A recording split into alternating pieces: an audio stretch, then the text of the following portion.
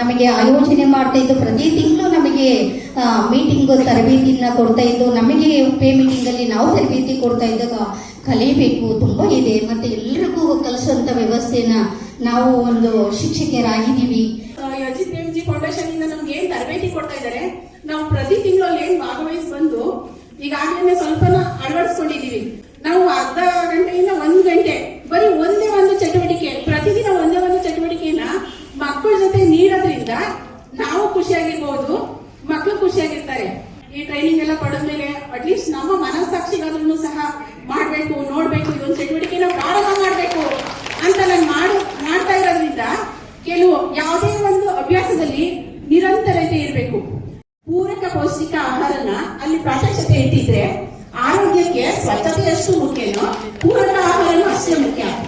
ನಮ್ಗೆ ಈ ತಂಡದಿಂದ ಬಂದಂತ ಲರ್ನಿಂಗು ನಮ್ಗೇನು ನಾವು ಶಿಕ್ಷಕರಾಗಿ ಕಲಿಬೇಕು, ಕಲಿಸ್ಬೇಕು ಅನ್ನೋದನ್ನ ನಮ್ಗೆ ತುಂಬಾ ಚೆನ್ನಾಗಿ ಅರ್ಥವತ್ತವಾಗಿ ತಿಳಿಸ್ತಾ ಬಂದಿದೆ. ಮತ್ತೆ ಈಗ 2 ತಿಂಗಳಿಂದ ನಾವು ತಯಾರಿ ಮಾಡಿರೋದು, ತಯಾರಿಗೆ ಏನೇನ್ ಬೇಕು ಪ್ರತಿಯೊಂದು ಸ್ಟಾಲಿಗೂ ತನ್ನದೇ ಆದ ಮಹತ್ವ ಇದೆ. ನಮ್ಗೆ ಕುಣಿಯೋಣ ಭಾರ ಕೊಟ್ಟಿದ್ರು, ನಾವು 1.5 ತಿಂಗಳಿಂದ ಇದಕ್ಕೆ ಎಫರ್ಟ್ ಹಾಕಿ ಮಾಡಿದೀವಿ. ಆಲ್ಮೋಸ್ಟ್ ಪರವಾಗಿಲ್ಲ ಅಂತ ಅನ್ಕೊಂತೀನಿ. ನಾವು ಒಂದು ಉತ್ತಮ ಶಿಕ್ಷಕಿ ಆಗ್ಲಿಕ್ಕೆ ನಮ್ಗೆ APF ಮತ್ತೆ ನಮ್ಮ ಇಲಾಖೆ ನಮ್ಗೆ ತುಂಬಾ ಸಹಕಾರ ನೀಡಿದೆ. ಅದೇ ತರ ಆರೋಗ್ಯ ವಿಭಾಗದಲ್ಲಿ ಮಗು ತನ್ನ ಸ್ವಚ್ಛತೆಯನ್ನ ಕಾಪಾಡಿಕೊಳ್ಳುವ ಬಗ್ಗೆನೂ ಮಾಹಿತಿ ಸಿಗ್ತಾ ಇದೆ. ಅದೇ ರೀತಿ ಕಲೆಯ ನೆಲೆಯಲ್ಲಿ ಮಗು ತನ್ನ ಸೃಜನಾತ್ಮಕತೆಯನ್ನ ಹೇಗೆ ಬೆಳೆಸ್ಕೋಬೇಕು ಅನ್ನೋದ್ರ ಬಗ್ಗೆ ತಯಾರಿ ಕೂಡ ಅಲ್ಲಿ ಇದೆ. ಅಂಗನವಾಡಿ ಶಿಕ್ಷಕರ ಮೇಳ ಅನ್ನೋ ಒಂದು ಶಬ್ದ ನಮಗೆ ಒಂದು ಹೆಮ್ಮೆ ಅಂತ ಹೇಳ್ಬೋದು. ಮತ್ತೆ ಕಲಿಕೆ ಅನ್ನೋದೇ ನಿರಂತರ. ನಾವ್ ಎಷ್ಟು ಕಲ್ತ್ರು ಕೂಡ ಕಲ್ತ್ಕೊಂಡ್ಬಿಟ್ಟಿದೀವಿ ಅಂತ ಹೇಳಕ್ಕಾಗಲ್ಲ. ಸೊ ಹಂಗಾಗಿ ನಮ್ಮ ಕಲಿಕೆ ಇದೇ ರೀತಿ ನಿರಂತರವಾಗಿರ್ಲಿ. ಹಾಗೆ ನಿಮ್ಮ ಸಹಕಾರ, ಒಂದು ತರಬೇತಿಗಳು ನಮ್ಗೆ ಹೀಗೆ ನಿರಂತರವಾಗಿರ್ಲಿ ಸರ್. ನಾವು ತುಂಬಾ ಈ ಕಲಿಕೆಯನ್ನ ತಗೊಂಡೋಗಿ ನಮ್ಮ ಕೇಂದ್ರದಲ್ಲಿ ಅಳವಡಿಸಿ ತುಂಬಾ ಪ್ರಯತ್ನ ಪಟ್ಟು ನಾವು ಈ ಒಂದು ಕಲಿಕೆಯನ್ನ ಸಕ್ಸಸ್ ಮಾಡ್ತೀವಿ ಖಂಡಿತ. ಈಗ ಹೇಳಿದ್ರಿ ಯಾವ ಒಂದು ಮೂಲೆ ನಿಮ್ಗೆ ಅದ್ರ ಬಗ್ಗೆ ಮಾತಾಡಿ ಅಂತ.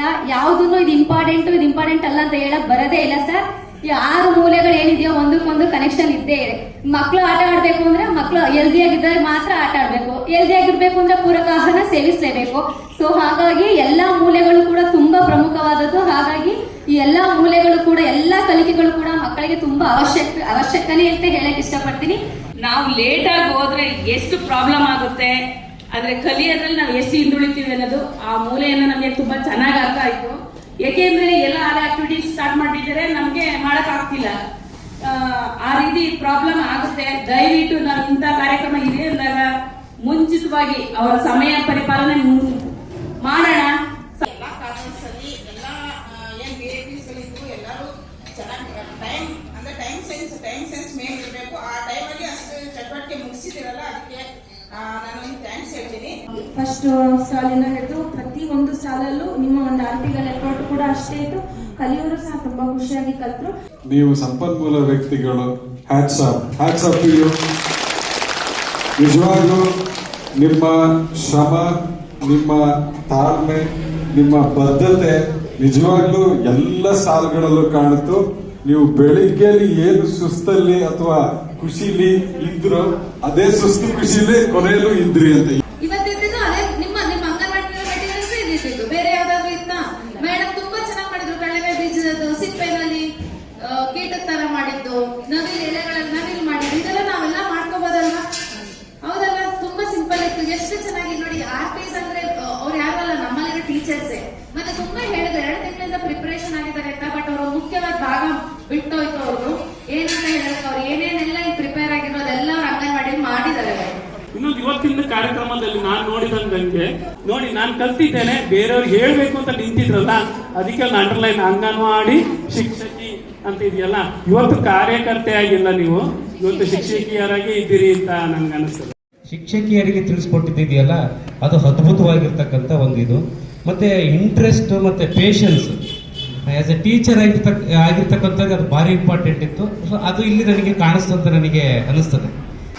ಕಾರ್ಯಕ್ರಮದಲ್ಲಿ ಒಂದು ಮ್ಯಾನೇಜ್ಮೆಂಟ್ ಮಾಡಿದ್ರಲ್ಲ, ಈಗ ಟೈಮ್ ಒಂದು 5 ನಿಮಿಷ ಲೇಟ್ ಆಯ್ತು, 10 ನಿಮಿಷ ಲೇಟ್ ಆಯ್ತು, ಸೊ ನಾವು ಹೇಗ್ ಮಾಡ್ಕೊಡ್ಬೇಕು ಇದ್ರ ಬಗ್ಗೆ ಚರ್ಚೆ ಮಾಡಿ ಅಷ್ಟು ಮಾಡದೇ ಇದ್ರು ಆ ಟೈಮ್ಗೆ ತಕ್ಕಂತೆ ಆಕ್ಟಿವಿಟೀಸ್ ನ ಸ್ವಲ್ಪ ಚೇಂಜ್ ಮಾಡ್ಕೊಳ್ತಾರ.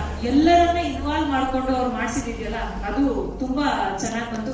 ಈ ಮ್ಯಾನೇಜ್ಮೆಂಟ್ ಸ್ಕಿಲ್ ಈಸಿಯಾಗಿ ಬರಲ್ಲ, ತುಂಬಾ ಪ್ರಾಕ್ಟೀಸ್ ಮಾಡಿದ್ರೆ ಮಾತ್ರ ತುಂಬಾ ಇದೆ ಅನ್ನೋದು ನನಗೆ ಇವತ್ತು ಚೆನ್ನಾಗಿ ಗೊತ್ತಾಯ್ತು.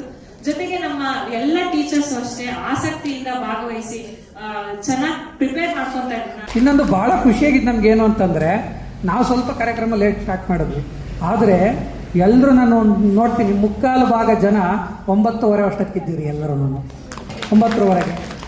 ಆಮೇಲೆ ನಿಧಾನಕ್ಕೆ ನಮ್ಮ ಸಿಂಗಲ್ ಮಿನಿ ಅಂಗನವಾಡಿ ಅವ್ರು ನಿಧಾನಕ್ಕೆ ಬಂದರು. ಆಮೇಲೆ ಯಾಕೆಂದರೆ ಅವರಿಗೆ ಬೇರೆ ಥರ ಕಾರ್ಯಕ್ರಮ ಇದ್ದಿದ್ದರಿಂದ ಅಂಗನವಾಡಿಗೆ ಮುಗಿಸ್ಕೊಂಡು ಬಂದರು. ಇರಲಿ, ಎಲ್ರಿಗೂ ಕೂಡ ನಮ್ಮ ಅಜಿಂ ಪ್ರೇಮ್ಜಿ ಫೌಂಡೇಶನ್ ಮತ್ತು ಇಲಾಖೆಯ ಪರವಾಗಿ ತುಂಬ ಹೃದಯದ ಧನ್ಯವಾದಗಳನ್ನು ತಿಳಿಸ್ತೇನೆ.